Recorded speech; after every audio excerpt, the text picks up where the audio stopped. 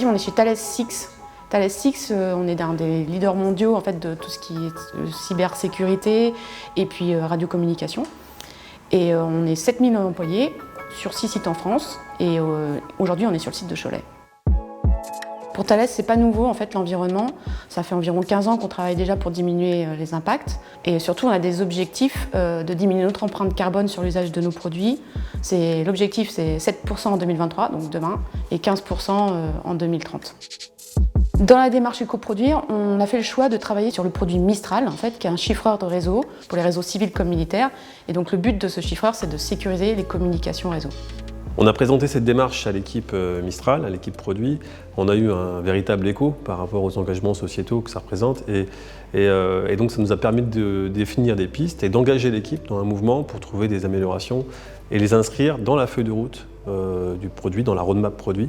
Durant l'exercice de l'analyse du cycle de vie du Mistral IP9001, on a confirmé que les grands axes de consommation et d'impact environnementaux se passaient durant l'usage, durant l'utilisation de nos équipements qui ont une longue durée de vie, entre une bonne dizaine d'années. Et la consommation électrique était la principale cause d'impact environnemental. Donc on va d'abord commencer par réduire cette consommation électrique en agissant sur nos logiciels, nos configurations et en tenant plus compte des cas d'emploi des clients qui ont des phases de sous-utilisation en fait. Et puis l'autre impact principal, c'est la matière première, les ressources que l'on utilise.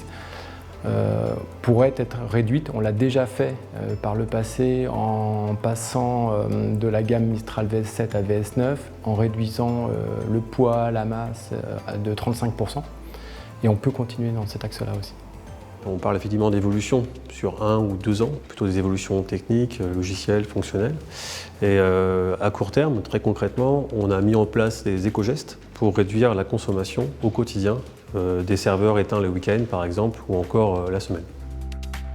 Moi, ce que je retiens le plus, c'est l'engagement des équipes. On a vraiment réussi à susciter un engagement assez général, que ça peut être de la personne qui s'occupe de la logistique jusqu'à l'acheteur, les commerciaux, le marketing.